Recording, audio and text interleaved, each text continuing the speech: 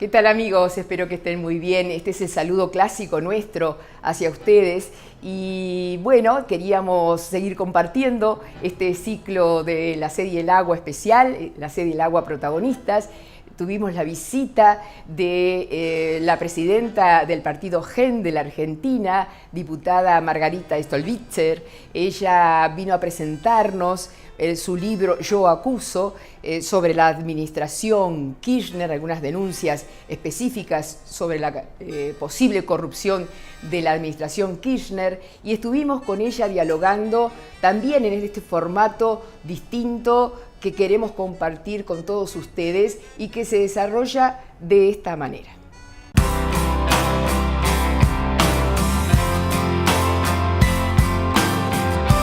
Margarita Rosa Stolbizer nació en Buenos Aires, Argentina, el 17 de marzo del 55. Es abogada, fue docente y una activa dirigente política del distrito de Morón. Presidió el Comité de la Unión Cívica Radical de la provincia de Buenos Aires y la Secretaría General del Comité Nacional de ese partido, del cual se alejó para fundar en 2007 el espacio GEN, Generación para un Encuentro Nacional. Yo siento que, sobre todo en el 2001, con toda esa crisis tan grande de representatividad de los partidos, se puso en evidencia de qué manera los partidos se iban transformando en máquinas electorales para ubicar gente en los cargos y dejaban de cumplir con la tarea de intermediación que tiene que tener el partido político, de promoción de liderazgos y demás. Ahí empezó, digamos, esta cosa de cuestionamiento que yo tenía hacia el funcionamiento del radicalismo y de los partidos. Si yo tomo solo café con mis partidarios, la verdad es que no colaboro a mejorar nada. Lo que tengo que hacer es tomar café con el resto, y me parece que lo bueno que hay en este tiempo, en este gobierno, es que acepta el diálogo con los diferentes. Venimos de muchos años prácticamente de descalificación del que pensaba distinto. Bueno, hoy yo estoy en la oposición, pero me siento escuchada, convocada, respetada. En las elecciones presidenciales de Argentina 2015 fue candidata a la presidencia de la Nación y obtuvo el 2,51% de los votos. Nosotros no formamos parte del gobierno nacional de Cambiemos, pero la verdad no estamos en contra del gobierno. Al contrario, si algo hemos hecho desde el mismo momento en que pasó la última elección, tanto Sergio Massa como yo y las personas, los partidos que nos acompañan, ha sido cooperar con el gobierno. El riesgo es que cada vez hay como más desconfianza en la política, ¿no? En los jueces. Y yo creo que nuestra responsabilidad es reconstituir un poco también ese clima de confianza que debe haber en una democracia sobre las instituciones democráticas. Los problemas de la Argentina vinculados con la crisis de la educación o con la fragmentación y la desigualdad de nuestro sistema educativo no lo resuelve ni siquiera el buen diálogo de los gremios y el gobierno. La sociedad está afuera y lo que nosotros queremos es provocar un debate involucrando a la sociedad sobre cuál es la educación que necesitamos, y por lo tanto tenemos que discutir qué es lo que está pasando adentro de la escuela. Pero la ética también es tener la valentía de sentir como propio el dolor de los que sufren. La búsqueda de la transparencia no es una cuestión meramente moral. La corrupción ha tenido costos sociales y humanos. Por eso hay que reconcebir una idea de la ética que se indigne de igual manera frente al que roba como frente al que sufre. Así como alguna vez los argentinos tuvimos la madurez y la decisión de decir nunca más a las dictaduras que interrumpieron la estabilidad institucional y violaron los derechos humanos, podamos en conjunto decir nunca más la corrupción. Recibimos en La Sed y el Agua, junto a Raquel Daruech, a Margarita Stolbizer.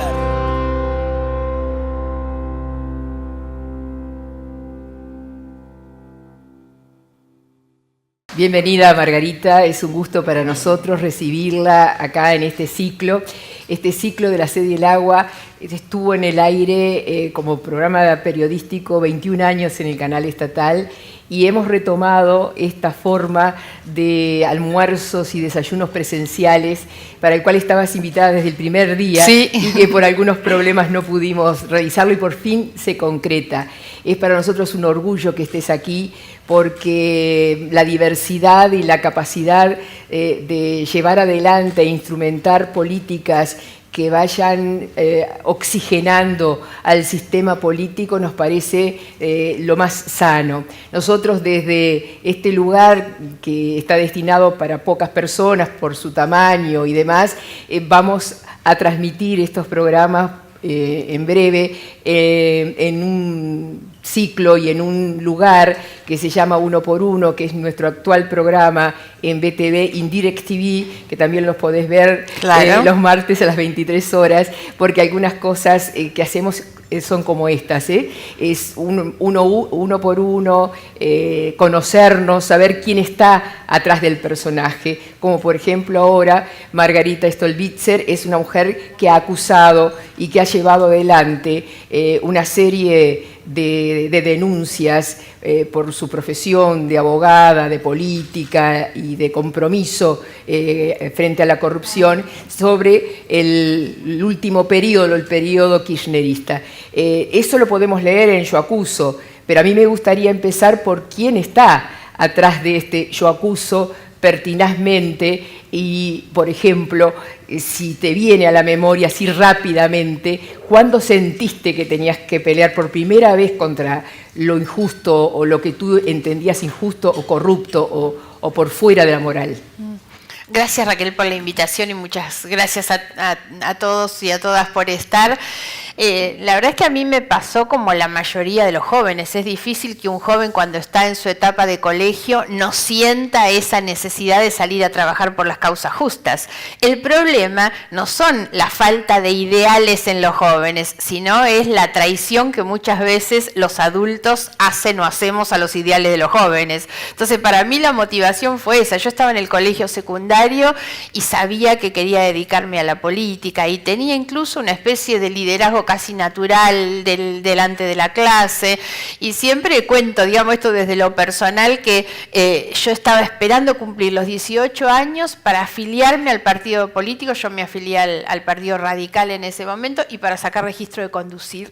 Eran las dos cosas que en simultáneo quería, así que desde muy joven fue. Y cuando la recuperación democrática en el año 83, bueno, yo fui de los muchos argentinos que se inspiraron atrás de la figura de Raúl Alfonsín. Raúl Alfonsín fue el gran motivador y el gran inspirador para muchos de nosotros en las buenas causas que tienen que ver siempre con poder vincular no solamente la lucha contra la corrupción, sino la lucha por un mundo más justo, ¿no? Y la idea del mundo más justo tiene que ver con esto. El problema de la corrupción no es un problema, recién pasaban algo que yo digo siempre, no es un tema meramente moral. En la Argentina la corrupción ha tenido costos sociales y humanos terribles, y en nuestro caso ha cobrado vidas humanas. Esto es lo que ha ocurrido, entre otras cosas, con lo que se llamó la tragedia de Once del ferrocarril Sarmiento, donde murieron más de 50 personas en un episodio que la propia justicia dijo era casi una consecuencia inexorable de cómo funcionaba una maraña mafiosa de funcionarios, empresarios y sindicalistas, que en lugar de destinar la plata al mantenimiento de los trenes, se la llevaban a sus cuentas personales, ¿no? De la dictadura a la democracia, esta democracia que tú integrás, ¿qué diferencia encontrás en cuanto a eso? Bueno, enorme, por supuesto. La dictadura en Argentina, como en los otros países de América Latina, significó no solamente la interrupción en términos institucionales, sino el ejercicio desde una concepción de poder autoritario de los más crueles crímenes en realidad. Para la Argentina esto significa un saldo enorme y trágico de muchas personas muertas, desaparecidas, torturados, pero además siempre me parece que también hay que marcar la terrible infiltración que nos dejó en términos culturales, ¿no? Una sociedad devastada también en sus valores, esa concepción tan individualista del sálvese quien pueda, donde no me importa lo que le pasa al otro. Eso también son consecuencias culturales de la época de la dictadura. Y la democracia, que como en todos los países de América Latina nos cuesta muchísimo, y además siempre creo que uno tiene que reconocer que las democracias que tenemos tampoco son las democracias que esperábamos. llamamos, ¿no? Yo leí en un momento un librito de Sorg que se llama La democracia inesperada, y un poco lo que reflexiona ahí es que todos los que luchamos por recuperar la democracia en nuestros países, incluso muchos que quedaron en el camino, lo hacían con un ideal de democracia que es la democracia vinculada con los derechos de las personas, ¿no? Las instituciones no son edificios, las instituciones son derechos y son reglas sobre todo, y lo cierto es que la democracia que nosotros tenemos hoy está lejos de ser esa democracia que imaginamos y por la que luchamos, porque uno entiende que la democracia es el instrumento y el ámbito para garantizar a todas las personas en condiciones de igualdad la totalidad de sus derechos. Entonces todavía es una democracia que nosotros tenemos que ayudar a fortalecer, a consolidar, a construir para que efectivamente esa democracia garantice derechos. Y cuando hablamos de derecho, el derecho no es simplemente una cuestión a declarar. Si algo tenemos, nuestros países tienen esto en común, son cuerpos normativos extraordinarios. Todos los derechos están declarados y proclamados. Sin embargo, existe una brecha muy grande entre el derecho declarado y la posibilidad real de ejercerlo, ¿no? Entonces, eso es lo que debe asegurar la democracia, una democracia a la que todavía le falta un poquito más. ¿Qué adultos dejaron su impronta en tu forma de ser, que hoy, así como sos y lo que enfrentás y frente a todas las dificultades, aparece desde adentro como sosteniéndote? ¿Algún adulto de tu vida? Sí, no, en el ámbito público, como dije recién, Raúl Alfonsín a mí me ha marcado. ¿Y del familiar? Muchísimo, y en lo familiar, por supuesto que mis padres. Yo soy hija de padres médicos, pero de un hogar de clase media, donde en realidad he visto, como muchos otros, el esfuerzo de los padres para que los hijos, para poder cumplir siempre con este sueño del padre, que es que el hijo llegue un poquito más lejos de lo que llega a uno, ¿no? Esa es la idea del ascenso de la movilidad social, que en gran medida en nuestro país se ha perdido en los últimos años. La idea de que la educación y el trabajo son los pilares desde donde se construye no solo un futuro personal, sino un futuro colectivo también. Y bueno, y mis padres eran esos, son los que se esfuerzan para que sus hijos puedan llegar un poquito más allá. Pero antes de tus padres hubo algún inmigrante. Sí, eso también es lo que va forjando nuestra identidad. Nosotros somos pueblos que en realidad somos todos hijos y nietos de inmigrantes, que son los que llegaron a este lugar porque esta tierra ofrecía esperanza y trabajo, ¿no? Y siempre me parece que con eso fuimos forjando una identidad. La identidad que nosotros heredamos de nuestros padres y de nuestros abuelos es esa, es la nación basada en el valor de la educación y el trabajo, ¿no? Y eso también, lógicamente, que a uno lo condiciona. Y después siempre marco, lo hago en el libro, para mí el papel que cumplieron mis profesores en la escuela, los profesores y los compañeros de colegio, ¿no? A lo largo de los años a mí me ha tocado transitar por distintos grupos humanos, pero sin embargo, por muchas razones, ese tiempo y ese espacio que uno comparte en la escuela, con compañeros y con docentes, con profesores, para mí es la etapa más inolvidable de la vida, porque es la que nos determina en gran medida en lo que después somos. Y a mí los profesores en la escuela eran los que me daban los libros. Yo tenía una profesora de historia a la que amaba muchísimo y un profesor de instrucción cívica, se llamaba la materia. Y ellos eran los que me traían los libros, y bueno, y yo me involucré con la política a partir de la historia, no por otra motivación que no sea vincular la historia con la política y entender cada hecho de lo que nos había pasado como país a partir de las cosas que pasaban en las decisiones políticas. Bajo el 400 y en definitiva el aumento del 200. Porque también el gran desafío que este gobierno tiene es reconstruir credibilidad. Y la credibilidad les impone ser mucho más serios y ser, obviamente, insisto, legalistas.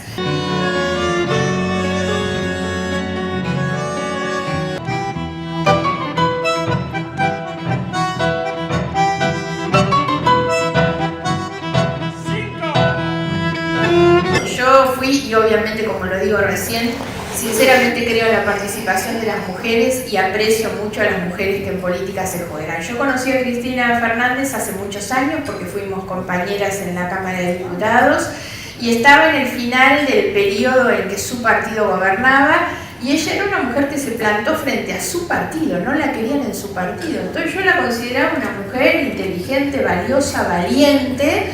y creí en Cristina, sinceramente, o sea, nunca la acompañé, yo estaba en otro partido político, pero cuando ella llega con una promesa muy explícita que ella hacía en su campaña para suceder a su marido, que era mejorar la calidad institucional.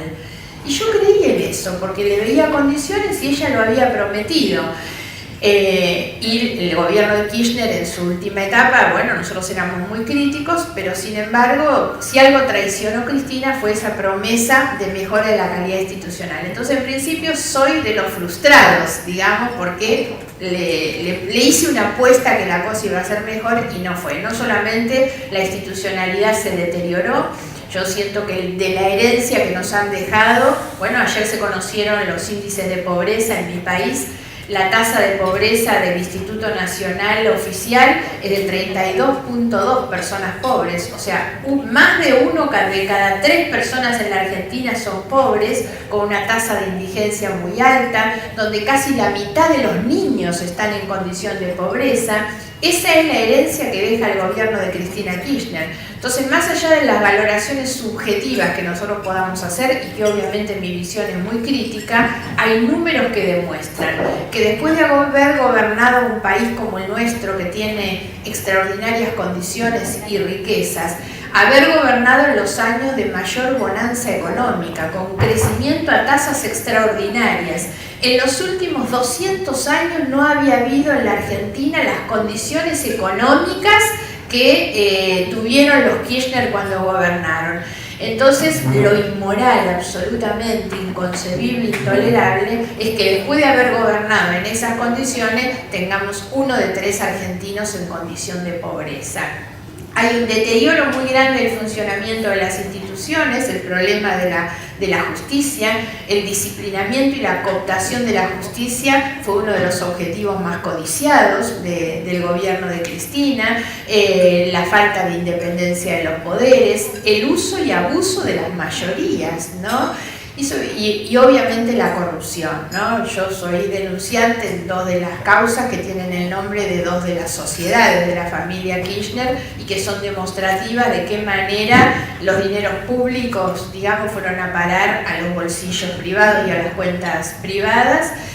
Pero lo peor de todo no es solamente la corrupción, o sea, la corrupción en sí misma ya es algo terriblemente grave, pero lo peor es que se corrompieron y saquearon la Argentina y se quedaron con nuestros recursos y produjeron este impacto social y humano del que hablaba recién, que son las víctimas más pobres, no solamente los que viajaban en ese tren a las 9 de la mañana, ahí viajaban los más pobres, que tienen que ir 1 hora de viaje para llegar a sus trabajos, sino la frustración que fue quedarse con la plata de las viviendas sociales para los más pobres. Esa es otra de las causas para mí más graves de corrupción.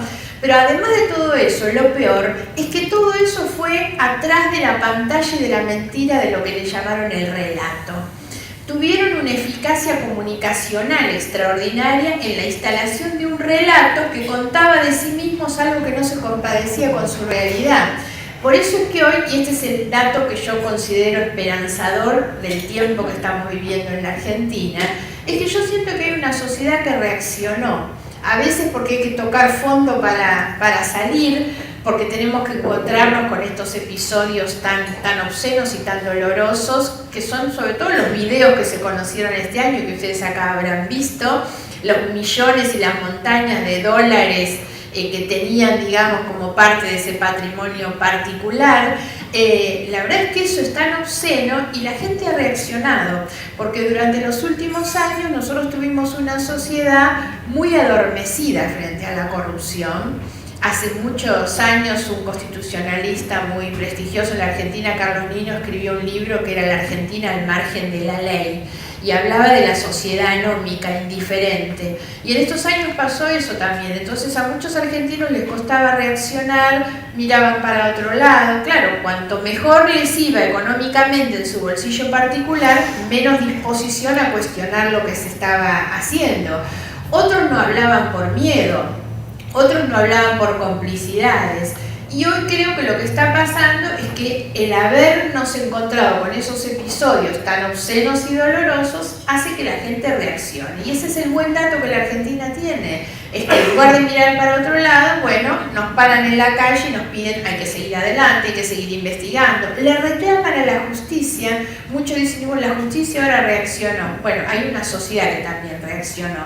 Porque esto es un dato que siempre hay que tener en cuenta. Se llega a niveles tan profundos de corrupción como los que ha tenido la Argentina solamente si hay altos niveles de convalidación social, Si hay una sociedad que mira para otro lado, que en el discurso condena la corrupción, pero cuando llega el momento va y vota a los corruptos. Eso también es lo que pasa. Entonces, como sociedad, como ciudadanos, nos tenemos que hacer cargo también de esa cuestión. Yo defiendo sobre todo, y esa fue mi campaña electoral del año pasado, tenía 2 pilares y repetí eso hasta el cansancio. Me fue muy mal electoralmente, pero mis 2 pilares eran igualdad y decencia. La verdad, eso es lo que me motiva y yo creo en las sociedades igualitarias y por eso me considero una persona progresista o de izquierda, porque realmente ese es el horizonte de la acción política. Así como se mintió durante mucho tiempo en los años que pasaron, también ahora, yo digo, un video vergonzoso del ex secretario de Comercio de Moreno, que muestra una olla y diciendo Macri hambrió a la gente. Bueno, miren, primera aclaración, yo no pertenezco al gobierno de Macri y tengo muchas diferencias con el gobierno de Macri, pero algo que es una absoluta mentira es que haya hambreado a nadie. Sinceramente, este es un gobierno que mantuvo todos los planes sociales que tenía el gobierno anterior y los amplió, los mejoró. No hay ninguna persona que hoy pueda decir que perdió un beneficio que tenía. Ahora, es un gobierno que comete errores y el principal error fue el tema de las tarifas. A veces se enojan conmigo mis amigos del gobierno, pero yo les digo que lo peor del macrismo es cuando hace kirchnerismo. ¿Cuál fue el error para mí más grande que cometieron? Bueno, creer, digamos, que consolidaban la autoridad presidencial desconociendo la necesidad de recuperar instituciones y legalidad. Entonces avanzaron por un aumento de tarifas que era necesario hacer, que todos sabíamos porque las tarifas estaban aplastadas y los subsidios distorsionaron nuestra economía durante mucho tiempo. Pero la verdad, las cosas hay que hacerlas en el marco de la ley. Entonces lo que debió haber hecho el gobierno de Macri era haber llamado a las audiencias públicas. En nuestro país las audiencias públicas no son vinculantes, pero siempre son obligatorias, y si hubiera hecho las audiencias públicas en el mes de febrero, no hubiera tenido el problema que tuvo y que terminó debilitando al propio gobierno en realidad. Las tarifas debían ser aumentadas. La posibilidad de que la tarifa no sea brutal en su aumento como fue, es que la audiencia pública también permite analizar el contexto económico y social en el que se va a dar el aumento. Porque también el otro problema es que el gobierno demostró mucha improvisación en esto. No se puede decir aumento al 1.500 y después, bueno, bajo al 400 y en definitiva el aumento del 200. Porque también el gran desafío que este gobierno tiene es reconstruir credibilidad. Y la credibilidad les impone ser mucho más serios y ser, obviamente, insisto, legalistas. Encapsulados, y siento que la gran mayoría de los argentinos, y en esto no pongo el gobierno o el no gobierno, la gran mayoría de los argentinos quiere una Argentina diferente y trabaja para eso. Y me parece que ya esa grieta la saltaron mucho del otro lado.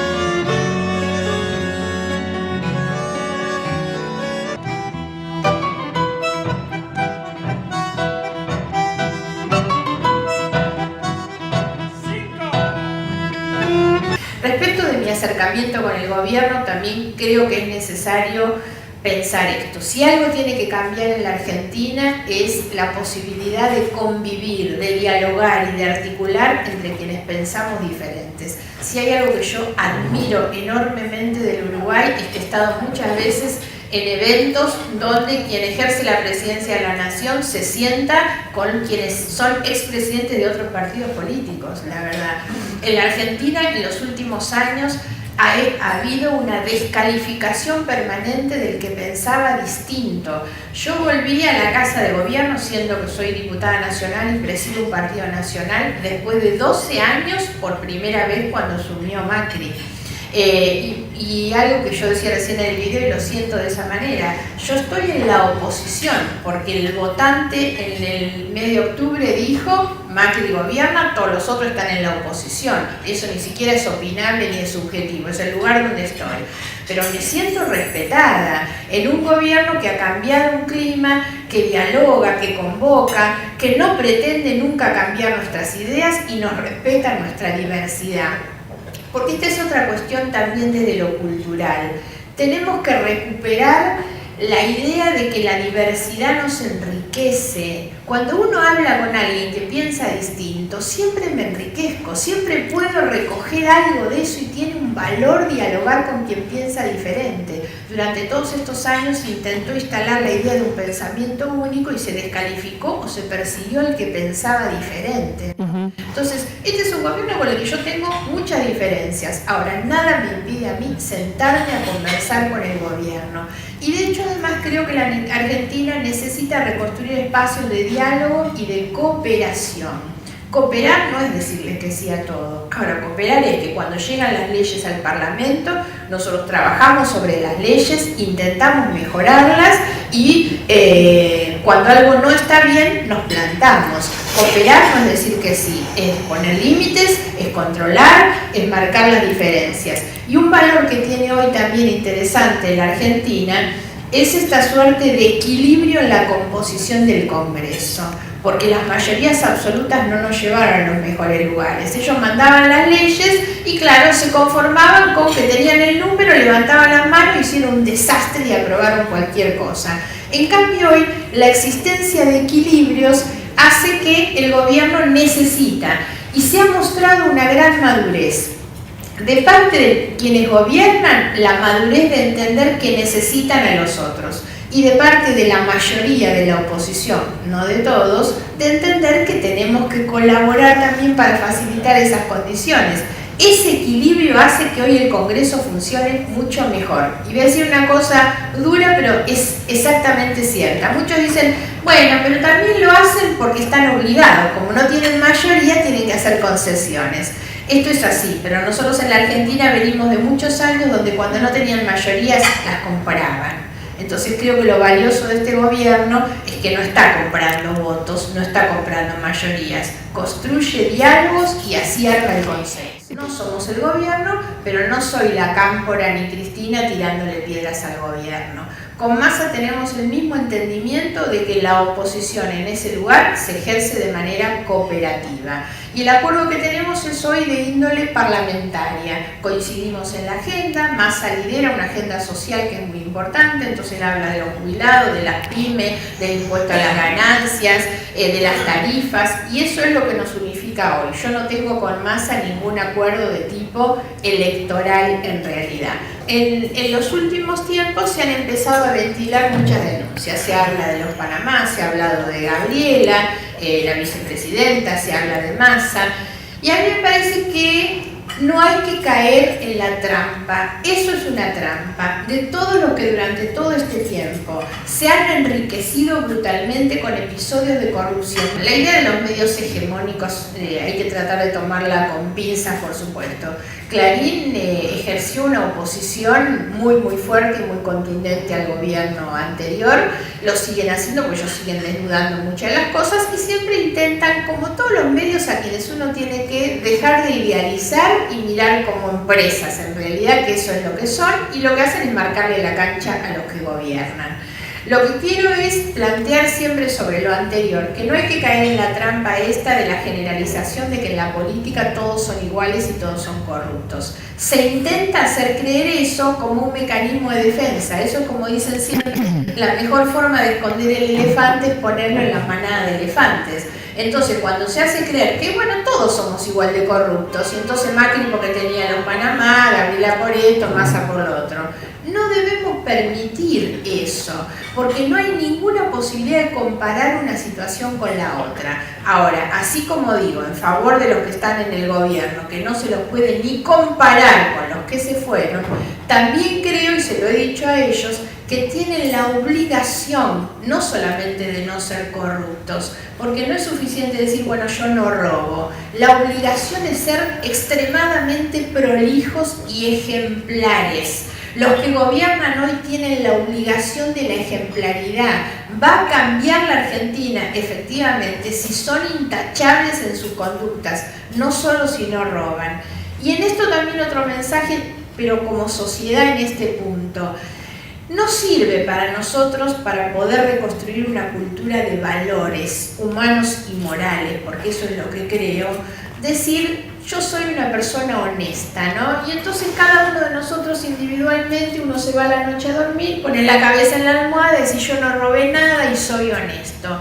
La verdad es que no sirve ser una persona individualmente honesta en una sociedad carente de valores. La obligación principal que tenemos es trasladar esos valores que sostenemos en lo individual a la construcción de una conducta colectiva. Lo que nosotros necesitamos es que la idea de la integridad y de la búsqueda de la equidad como valor sobre todo, no se ejerzan solamente como parte de una satisfacción individual, sino realmente que tenemos que ser una sociedad que piensa en términos de esos valores. Nosotros tenemos una historia política, social y cultural de divisiones, ¿no? Porque desde los unitarios y los federales, los peronistas y los radicales, o los peronistas y no peronistas, la verdad.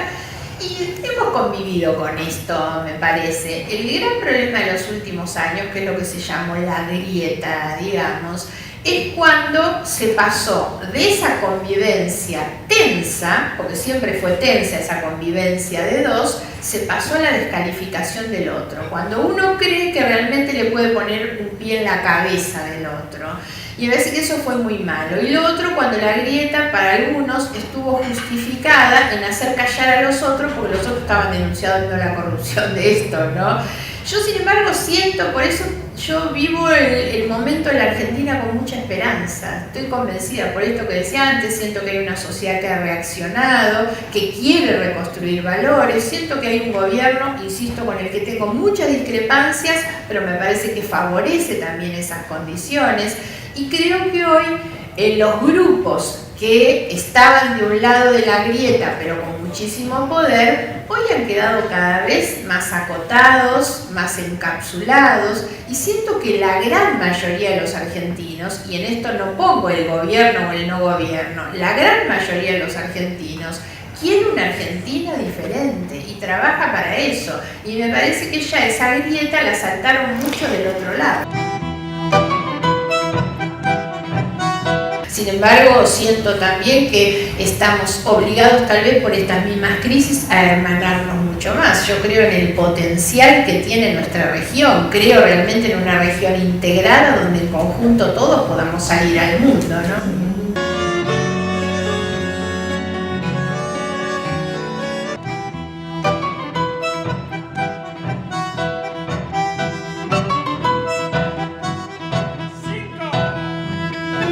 Yo vengo insistiendo con que la Argentina necesita tener un pacto político y social en contra de la corrupción, un pacto, digamos, no solamente de quienes trabajamos en la política, de los empresarios, los periodistas, las organizaciones sociales, los intelectuales, todos tenemos que decir nunca más a la corrupción. Ahora, sueño con algunas cosas más que eso. Por eso vuelvo un poco a lo que fueron mis dos pilares el año pasado, que es la igualdad y la decencia. Y yo, si un país sueño, es un país igualitario y un país decente. Y ahí la gran discusión, sobre todo la discusión que damos los sectores de izquierda y progresistas, es sobre el papel del Estado. Quien debe garantizar a todas las personas las condiciones de igualdad de posibilidades es el Estado. Esa es la gran discusión. Las sociedades igualitarias son aquellas donde todas las personas tienen la posibilidad de su felicidad, de su triunfo, de su éxito, de su progreso, porque el Estado es el que les da todas las mismas condiciones. Después depende de las personas si están en la capacidad de aprovecharlo, si quieren hacerlo, pero todos tienen iguales posibilidades. Ese es el país que yo creo, y creo que se hace con decencia. Sin decencia no. Ahora, la decencia no es un concepto moral. La decencia no es solamente la exigencia de cuentas transparentes, eso es una herramienta. La sociedad decente también es la que define cómo se para frente a la vida, ¿no? Yo siempre hablo mucho del libro de Fernando Savater, donde le habla a su hijo Amador sobre la ética, ¿no? Y a mí me resulta muy inspirador eso, cuando él dice: lo que nos separa a los seres humanos de los animales es nuestro intelecto. El intelecto es lo que nos permite tomar decisiones frente a la vida. Hay cosas que uno en la vida no puede cambiar, que es donde nace, cómo, hay cosas que uno no puede cambiar, pero sí lo que uno cambia es la actitud frente a determinados hechos. Y entonces uno ahí es donde valora lo bueno de lo malo, lo conveniente de lo inconveniente, lo útil de lo inútil. Eso es, desde nuestra inteligencia, nuestra racionalidad, decidir cómo ejercemos nuestra libertad, cómo nos comportamos. Y eso, dice Savater, eso es la ética, es cómo ejercemos nuestra libertad. ¿Entre Trump y Hillary? Hillary, no tiene punto de comparación. ¿Por qué? Bueno, porque creo que tal vez queda también políticamente incorrecto plantearlo. Me parece que Trump no es el ideal que yo imagino para una sociedad democrática, sinceramente, porque además pienso siempre en las sociedades democráticas como aquellas que no se conciben hacia adentro mirándose su ombligo, sino que se conciben como parte de un mundo global. Y el principio de la solidaridad, estas cosas de sentir el dolor del que sufre, no es del que sufre adentro de mi familia o de la manzana donde vivo, es poder entenderlo en cualquier lugar del mundo. Y este hombre se permite incluso la descalificación y el desprecio de los que sufren en otros lugares. Hillary me parece que representa mucho más los valores democráticos y obviamente como mujer creo que también ella los expresa mejor. ¿Cristina va a la cárcel? Digamos que las penas por los delitos en contra de la administración pública en nuestro país no son muy altas. Yo creo que va a terminar yendo por lo que puede ser un concurso de delitos y también por lo que para nosotros es en nuestro Código Penal el delito de asociación ilícita, porque para mí ella era la líder de una organización. Nuestro Código Penal dice que la asociación ilícita es la organización o la banda que se constituye con la intención de cometer delitos. Y uno ve la deliberación y el armado que hubo, las complicidades armadas justamente para el enriquecimiento. Entonces debería ser, digamos,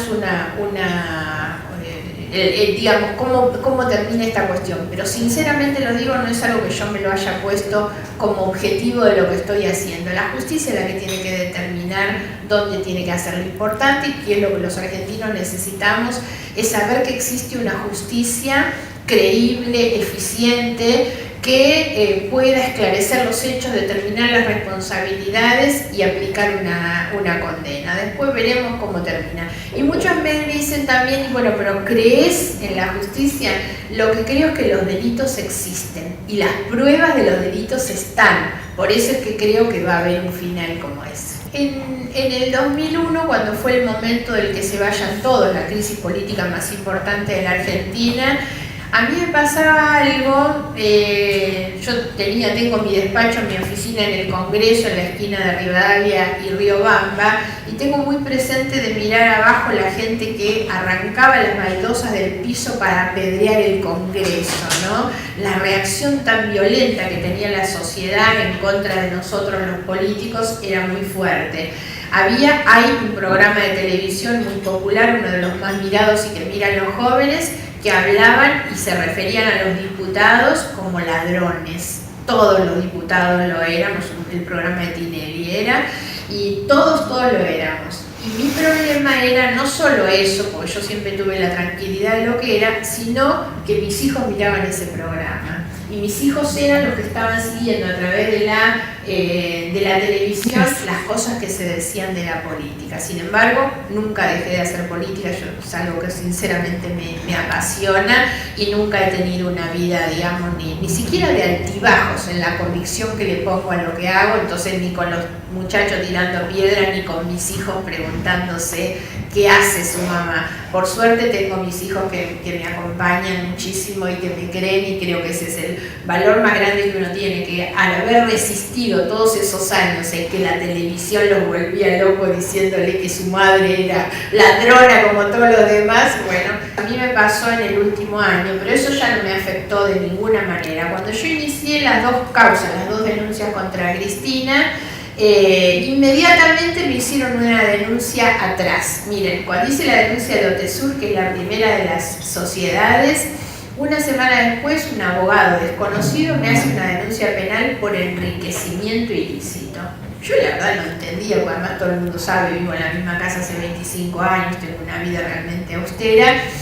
¿Y saben por qué habían hecho la denuncia? Fui a mirar la causa.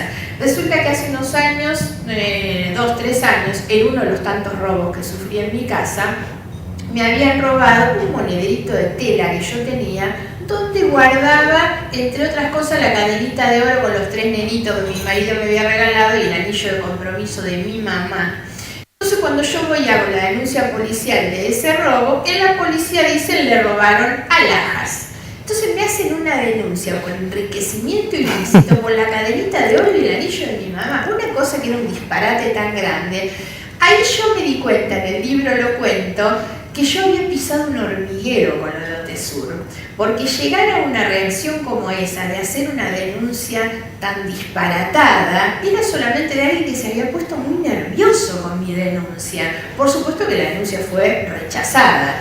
Y ahora cuando presenté después la otra denuncia, que fue la de Otesur, ahora último, me hacen esa denuncia que es por tráfico de información, que es otro delirio, otro disparate, entre otras cosas porque el delito no existe, digamos, no existe, no está tipificado en ningún lugar, pero además nunca obtuve una prueba de manera ilegal. Yo en las causas he sido reconocida con la figura de lo que se llama el amicus curiae, que es el amigo del tribunal y que nos permite tener acceso a los documentos que hay adentro del expediente, legalmente. Y lo otro que me pasa, y que le pasa mucho a Carrió también, es que yo recibo hasta en mi casa, de manera anónima, gente que me deja papeles por abajo de la puerta con alguna denuncia para que se investigue, ¿no?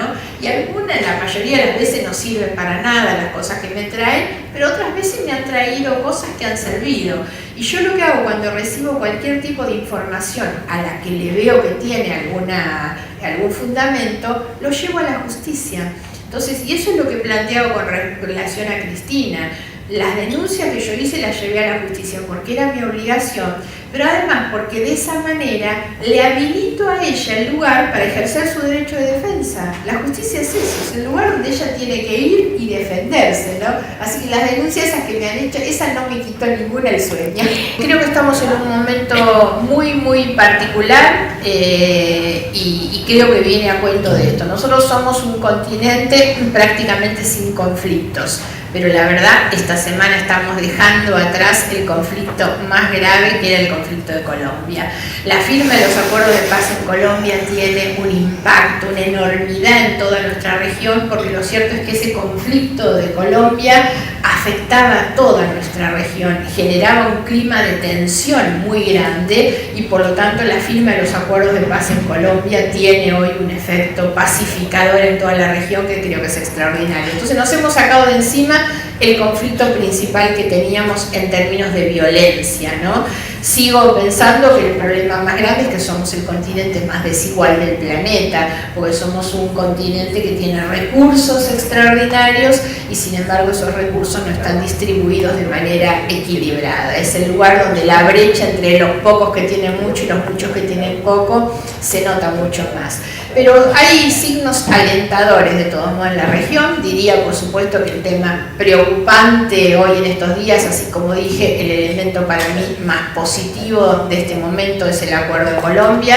El más negativo es lo que está ocurriendo en Venezuela, y no lo digo solo por lo político, sino fundamentalmente por la crisis social que vive en Venezuela, y como dato preocupante, obvio que Brasil para la Argentina, como seguramente para Uruguay también, es nuestro socio más importante en términos comerciales, políticos, y la crisis tanto económica como política de Brasil nos llega demasiado cerca. Sin embargo, siento también que estamos obligados tal vez por estas mismas crisis a hermanarnos mucho más. Yo creo en el potencial que tiene nuestra región, creo realmente en una región integrada donde en conjunto todos podamos salir al mundo, ¿no?